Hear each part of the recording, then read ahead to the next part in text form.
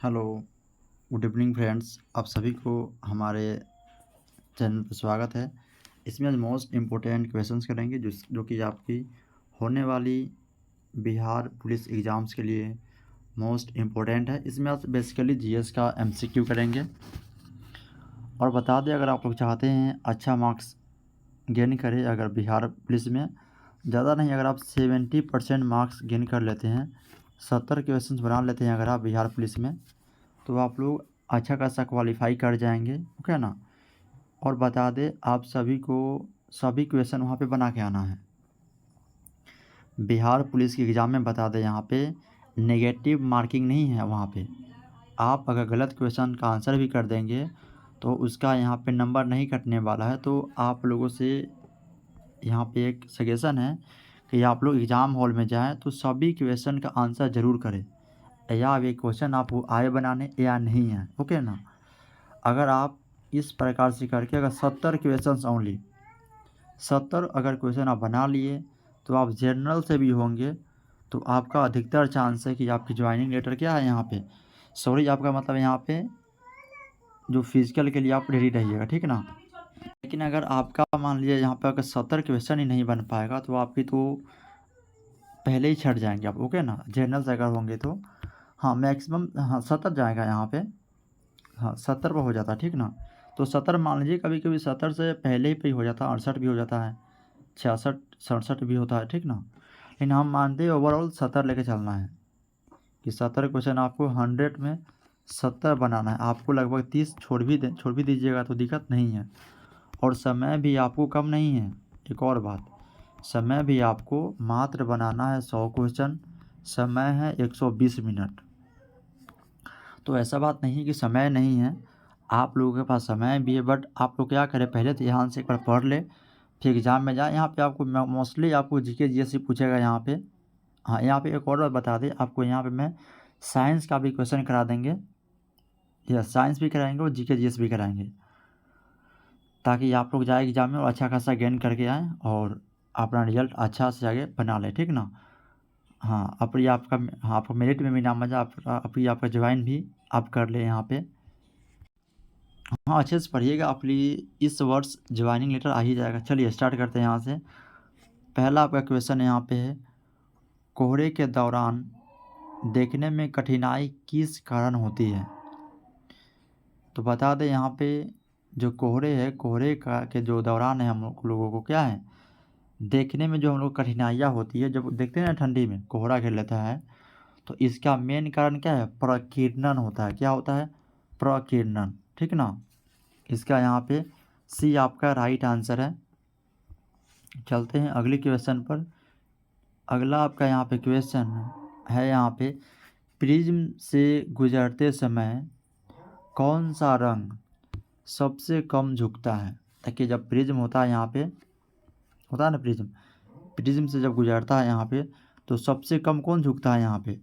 तो याद रखिए यहाँ पे जो रेड कलर होता है, याद रखना क्या है, रेड। जो लाल रंग का होता है ना, वे सबसे कम झुकता है, ठीक ना। हाँ याद रखना है आपको, जब प्रिज्म से गुजरता है यहाँ पे सूर्य का प्रकाश, तो सबसे है ना वो अपने 7 कलर में बढ़ता है, तो सबसे कम जो झुकता है यहाँ पे वो लाल कलर है। और याद एक और क्वेश्चन यहाँ बना देते हैं, जो सबसे ज़्यादा झुकता हो, अगर मानिए क्वेश्चन वहाँ पे पूछ ले आपको एग्ज़ाम में सबसे ज़्यादा कौन झुकता है, तो याद रखना बैगनी कलर हो जाएगा, ठीक ना। दोनों याद रखना है। कहेगा सबसे कम कौन झुकता है, याद रखना है लाल। सबसे ज़्यादा कौन झुकेगा, तो याद रखना है बैगनी। कम कहेगा लाल मानना है। हाँ एक और बात बता देते हैं, मानिए यहाँ पे कैसे याद रखिएगा। एक और बात, लाल में आपका यहाँ पे 2 अक्षर है, बैगनी में 3 अक्षर है। तो लाल क्या हो जाएगा, मानिए हल्का है, तो हल्का क्या है, मानिए ऊपर से आएगा तो कम झुकेगा ना, ऊपर उड़ने लगेगा। बैगनी क्या है, मानिए 3 को अक्षर है यहाँ पे, तो ज़्यादा झुक जाएगा, भारी होगा। ऐसे आप मतलब कुछ टेक्निक लगा के अगर आप याद कर लेते हैं तो बहुत ही ईजी होगा, ठीक ना। ओके ठीक है, यहाँ पे चलते हैं अब अगले क्वेश्चन पर। अगला क्वेश्चन है यहाँ पे, किसी वस्तु का वजन सबसे कम कहाँ होता है। तो बता दें किसी यहाँ पे वस्तु का यहाँ पे सबसे जो कम वजन है यहाँ पे पृथ्वी के केंद्र पर माना जाता है यहाँ पे, ओके ना। अगर जैसे ही आप केंद्र से मतलब इक्वेटर से अगर आप जाएंगे पोल की तरफ, तो कहा जाता है कि वजन क्या है, आप कहा जाता नहीं आपका कोई वजन बढ़ने लगेगा, ठीक ना।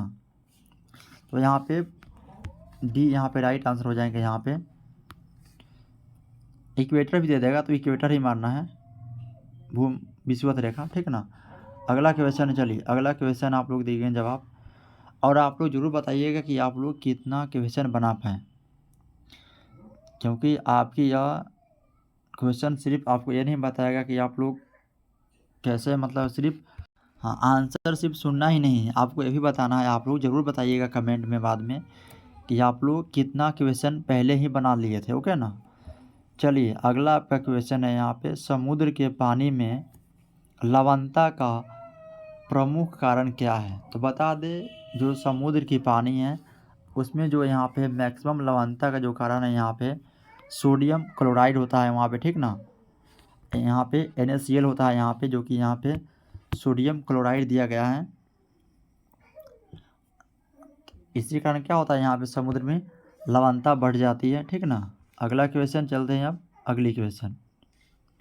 चलिए नेक्स्ट आपका क्वेश्चन है यहाँ पे, एक वस्तु दूसरी वस्तु से किस कारण चिपकती है।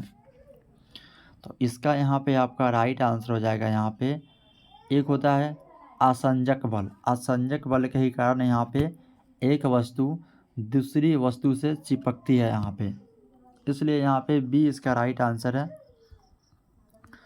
अब चलते हैं अगली क्वेश्चन पर, गुरुत्वाकर्षण नहीं होगा, हाँ ये बता सकते हैं। हाँ एक और पूछेगा क्वेश्चन कहीं एक और क्वेश्चन पूछा गया है PYQ, देखिएगा आप लोग कि किस कारण जो हमारी वायुमंडल है यहाँ पे पृथ्वी पर ही रहती है, ऊपर क्यों नहीं भागती है पृथ्वी छोड़कर। तो याद रखना यहाँ पे गुरुत्वाकर्षण है, ग्रेविटेशनल फोर्स के कारण यहाँ पे वायुमंडल हमारे पृथ्वी पर ही रहती है, ठीक ना। यहाँ तक हो गया। चलिए यहाँ तक हो गया। अगला क्वेश्चन है, द्रव में श्यानता किस कारण होती है। तो इसका यहाँ पे राइट आंसर हो जाएंगे आपका यहाँ पे ससंजक बल के कारण होता है यहाँ पे। अब चलते हैं अगले क्वेश्चन पर, ओके। आई होप आपको यहाँ तक समझ में आ गए होंगे। अगला आपका क्वेश्चन है यहाँ पे, जल में पड़ी परखनली क्यों चमकती है। मानिए कोई जल है यहाँ पे, जल में अगर आपका परखनली रखी गई है तो ये चमकती है, तो इसका मेन रीज़न क्या है यहाँ पे। तो याद रखिएगा आप लोग, पूर्ण आंतरिक परिवर्तन यहाँ पे राइट आंसर हो जाएंगे यहाँ पे। अब चलते हैं अगली क्वेश्चन पर। अगला आपका क्वेश्चन है, कांच में आई दरार क्यों चमकती है। तो कांच में आई जो यहाँ पे दरार है, इसका जो चमकने का पीछे मेन रीज़न है यहाँ पे पूर्ण आंतरिक परिवर्तन ही क्या है यहाँ पे है, ठीक ना। Okay, are you getting my point. चलते हैं अगली क्वेश्चन पर। हाँ इंग्लिश भी पूछेगा आपको एग्जाम में, इंग्लिश भी पूछेगा हिंदी भी पूछेगी, ठीक ना। चलिए अगला क्वेश्चन है आपका, पहाड़ पर चढ़ते समय व्यक्ति आगे क्यों झुकता है। तो बता दें, पहाड़ पर चढ़ते समय आदमी आगे इसलिए झुकता है क्योंकि वह अपना अस्थायित्व बढ़ाना चाहता है, ओके। अब चलते हैं अगली क्वेश्चन पर, और याद रखना एग्ज़ाम में आपको 100 में 100 बना के आना है, कम से कम टारगेट रखिए कि सिर्फ 70 ही सही हो जाए। 70 सही कर गए आपका पक्का है कि दौड़ में आपका यहाँ पे पहला जो आपका स्टेज है एग्ज़ाम का क्लियर हो जाएगा। यहाँ पे दौड़ में आप लोग चलाएंगे, दौड़ने वाले जो भी फिजिकल होगा बाद में वह होगा। अगला क्वेश्चन है आपका, पृथ्वी पर वायुमंडलीय दबाव का कारण क्या है। यहाँ पे याद रखना है वायुमंडलीय दबाव। तो प्रश्न आपका वही हुआ जो पहले बता चुके हैं, वायुमंडल पृथ्वी पर क्यों रहता है यहाँ पे। तो याद रखना है यहाँ पे गुरुत्वाकर्षण बल, अगर ग्रेविटेशनल फोर्स नहीं होता तो वायुमंडल यहाँ पे हमारे अर्थ पर नहीं होती, तो इसका यहाँ पे बी राइट आंसर हो जाएंगे। चलते हैं अगली क्वेश्चन पर। अब पहाड़ों पर खाना बनाने में कठिनाई क्यों होती है। तो बता दें यहाँ पे पहाड़ों पर जो खाना बनाते हैं हम लोग, तो खाना बनाने में जो कठिनाई है इसका मेन कारण यहाँ पे है वायुमंडलीय दाब का कम होना। अगर आप जाएंगे, जितना आप ऊपर जाएंगे वहाँ पे, उतना ही आपका जो वायुमंडलीय दबाव वहाँ पे कम होती जाती है। ठीक, तो यहाँ पे बी इसका राइट आंसर है। चलते हैं अब अगली क्वेश्चन पर। अगला आपका क्वेश्चन है यहाँ पे, बांध के नीचे की दीवारें मोटी क्यों बनाई जाती है। मानिए यहाँ पे बांध है, तो यहाँ पे क्या होता है, बेसिकली यहाँ मोट ज़्यादा होता है, नीचे में क्या है, ज़्यादा यहाँ मोट होता है। देखिएगा आप लोग नीचे में, ये बांध नीचे ज़्यादा मोट होता है, ऊपर थोड़ा हो जाते जाते पतला हो जाता है। तो यही पूछा, ये ज़्यादा मोट क्यों होता है यहाँ पे। तो याद रखना है, नीचे जितने जाइएगा ना आप लोग, तो यहाँ पे गहराई बढ़ने पर नीचे क्या है, पानी का दबाव बढ़ जाएगा। मानिए ऊपर पानी का दबाव कम है ना, क्योंकि पानी नीचे ही दबाव करेगा, नीचे डालेगा दबाव, तो क्या हो जाएगा, पानी निकलना चाहेगा। तो यहाँ का पातर रहेगा, क्या है, एक और बताते हैं यहाँ पे। मान लीजिए यहाँ अगर पातर है, यहाँ अगर आप पातल बनाते हैं यहाँ पे पातर, तो क्या होगा, लगले तोड़ के निकल जाएगा, यहाँ से तोड़ के निकलेगा कि नहीं, निकल जाएगा, ऑब्वियस बात है। तो इसलिए गहराई बढ़ने के साथ क्या किया जाता है, यहाँ पे दबाव बढ़ता है, इसलिए नीचे की जो परतें हैं मोट क्या है, यहाँ पे मोटी बनाई जाती है। चलते हैं अगली क्वेश्चन पर। स्टील की गोली पारे में क्यों तैरती है।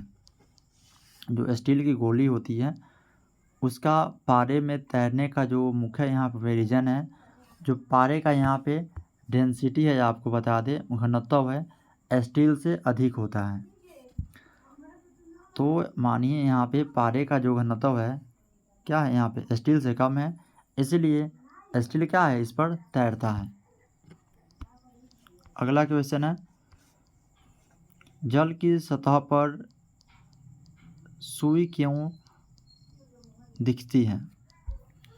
तो बता दें जो जल है, जल की सतह पर सुई यहाँ पे तैरती हुई दिखती है, मतलब सिंपल नहीं दिखती है। देखिए मानिए है ना जल, इसमें क्या है, यहाँ पे सुई तैरती हुई दिखती है। तो इसका जो मेन रीज़न यहाँ पे है,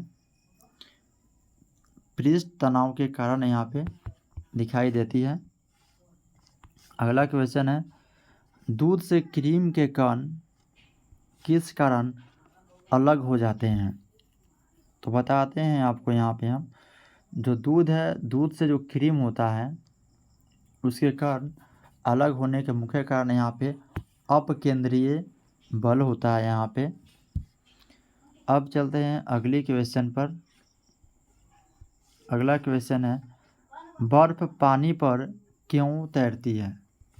देखे होंगे आप लोग अक्सर, और आप लोग याद रखिएगा, जब भी यहाँ पे पानी, यहाँ पे मान लीजिए समुद्र में पानी है, तो बर्फ़ आप लोग याद रखिए ऊपर जमता है, पूरा नीचे बर्फ़ नहीं जमता है। अगर बर्फ़ जमना भी स्टार्ट हुआ अगर, तो बर्फ़ जमना ऊपर से स्टार्ट होता है। कभी भी आप लोग देखेंगे, अगर आप लोगों के पास अगर फ्रिज हो तो आप लोग देखिएगा, यहाँ पे बर्फ़ जमा कर कभी भी बर्फ़ क्या है, ऊपर से जमना ही स्टार्ट करता है, अंदर नहीं जमता है पहले। तो यहाँ पे बर्फ़ पानी में क्यों तैरता है यहाँ पे, तो बर्फ़ का जो यहाँ पे क्या है डेंसिटी यहाँ पे है, वे पानी से कम होता है।